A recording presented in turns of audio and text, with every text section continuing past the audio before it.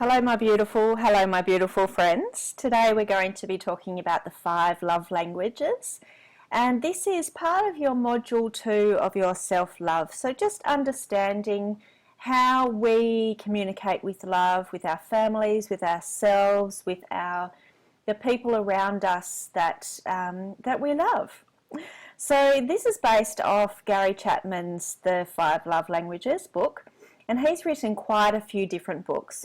So what I'm going to do today is just give you an overview of the 5 love languages, and if you'd like me to go into a lot more detail with you, I can, but it's pretty full on. So we're just going to do a little bit today to really try to understand which love language we are and which love language our families are.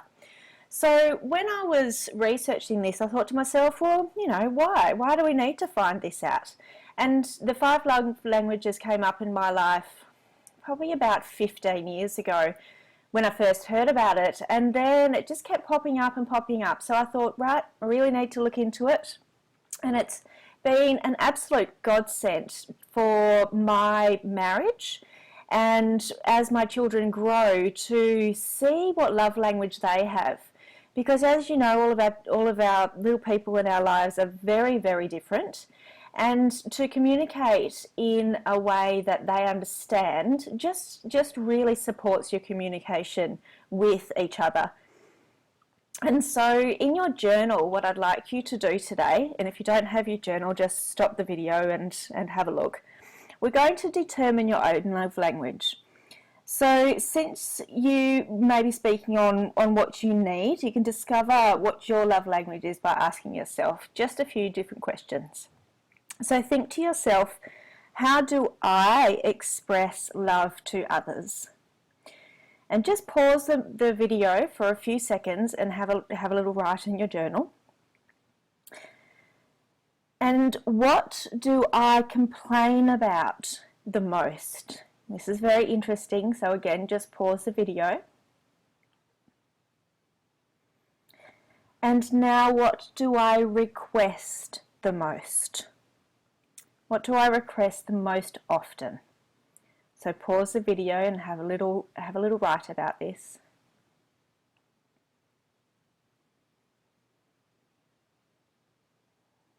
And now I'd like you to think about the others in your family. So just write down who are the other people in your family. If you don't have children, there might be others that you care for. It might be family members, just the others in your family that you would really like to understand a little bit better. So why is this important? So I'll just give you a little example. One husband said, and it may or may not be mine, I mow the grass every Saturday. No, it's not mine. Okay. I mow the grass every Saturday after I wash the car. I vacuum every Thursday night. I do the dishes at least 4 times a week. I help her with the laundry. I do all of this, and she says she does not feel loved, and I just don't know what else to do. And her response is, yes, he's right. He's a very hard-working man. And she began to cry, and she said, but we don't ever talk. We haven't talked in 30 years. So we can see that she's dying for quality time while he is speaking. His love language is acts of service. So you see, these are really easy ways for us to understand that this is his way of showing his love, but it's not the way that she wants to receive love. So just understanding the differences just can make such a massive difference in people's lives. So let's go through them. So the first, well, it's actually not actually the first, but it's just one of them, words of affirmation. So actions don't always speak louder than words. And if this is your love language, unsolicited compliments mean the absolute world to you. Hearing the words, I love you, are so important. And hearing the reasons behind that love sends your spirits skywards.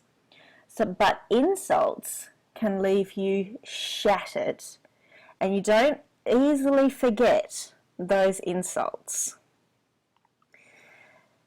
another one is quality time. So in the vernacular of quality time, nothing says I love you like your full, undivided attention. So being there for this type of person is critical, but really being there, you know, with the phone off, with the TV off, looking them in the eye, and all the chores and the tasks on standby, and just being absolutely present for them. This makes your significant other feel truly special and truly loved.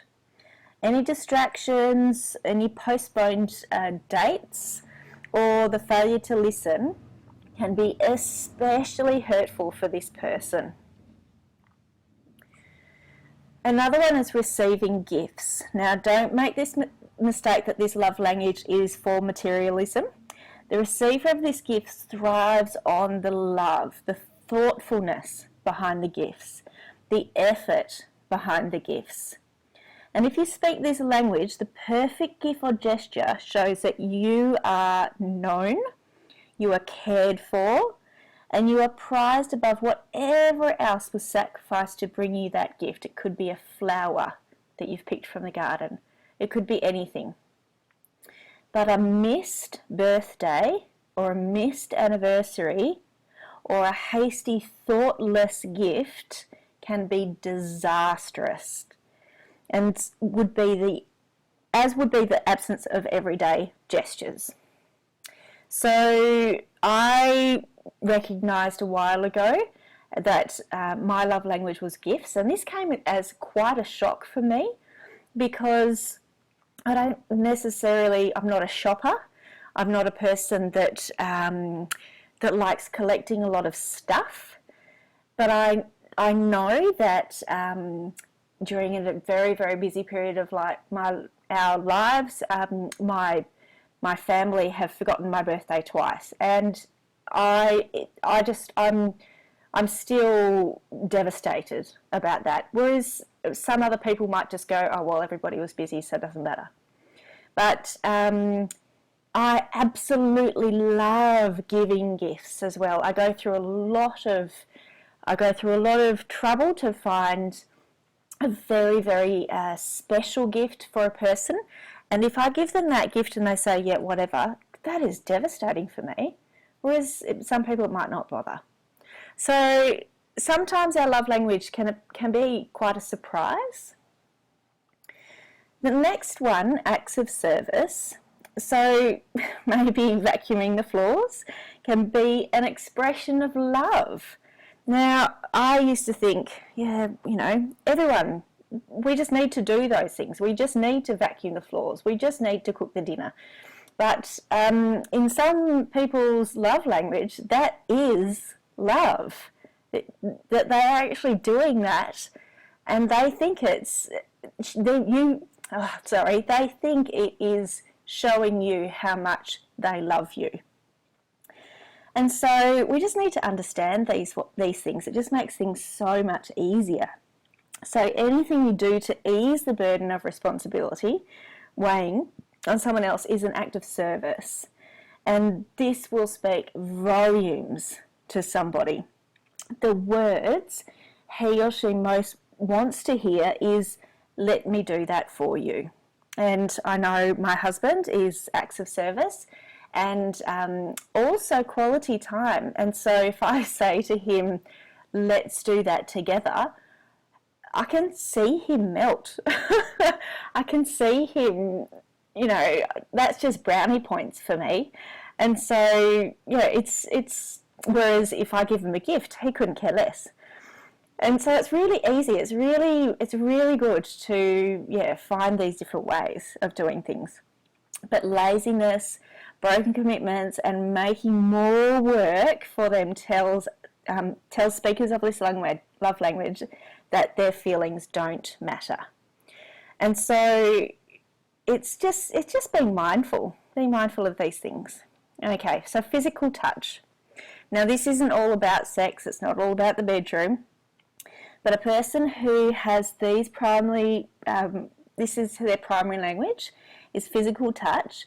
It's they are very touchy. You can almost see them. They like to hug people. They like to hold people. They love to, be next to people all the time. I definitely know this is my son's love language.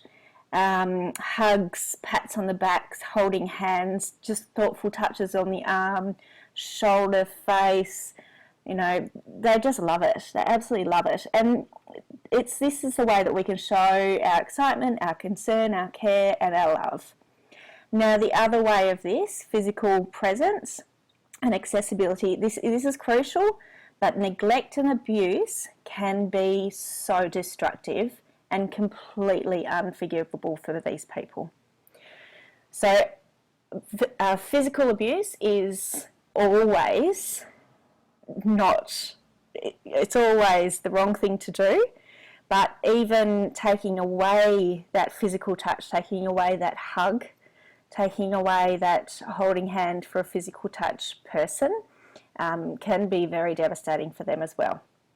So we're going to do a quiz. Now, you can do this quiz for yourself. I do encourage you to do this quiz for yourself, but if you don't feel ready to do that now, you can do the quiz for somebody else, and then you can go back and do it for someone else again. Okay, so get your journal out. It's just a 60-second quiz, and for each pair of the following statements, circle the one that fits the best within your relationship. So if you're not currently in a relationship, just try to imagine that you'd like to be treated as if you were. Or think about how you'd like to be treated by family members or close friends. So number 1, I like to receive encouraging or affirming notes, and put an A. I like to be hugged, put an E. So just circle those ones. I like to spend one-to-one time with close friends. I feel loved when someone gives me practical help. So just circle an A or a B, or just write it. Number 3, I like it when people give me gifts. I like leisurely visits with friends and loved ones. Number 4, I feel loved when people do things to help me. I feel loved when people give me reassuring handshakes or hugs.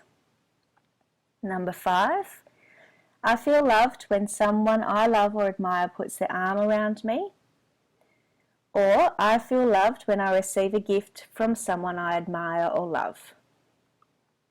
Number 6, I like to go places with friends or loved ones. I like to high five or slap around with friends who are special to me.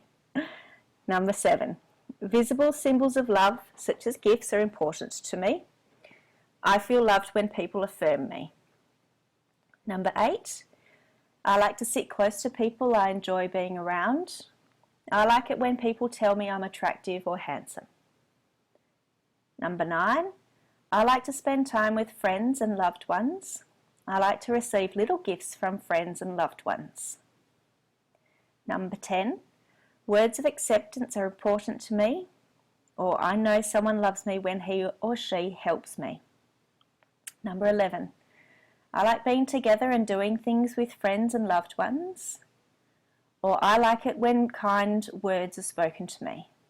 Number 12, what someone does affects me far more than what they say. Hugs make me feel connected and valued. Number 13, I value praise and try to avoid criticism. Several small gifts mean more to me than one large gift. Number 14, I feel close to someone when we are talking or doing something together. Or I feel closer to friends and loved ones when we wrestle, hug, or shake hands. Number 15, I like for people to compliment my achievements. I know people love me when they do things for me they don't enjoy doing. And I'd like you to pause the movie here, and I'd like you to continue going by yourself. Just seeing what they are, just press pause so you can go through these. We're just running out of time. I'll just go through the last few slides for you. So go back, press pause, and then at the end see what it all totals up to.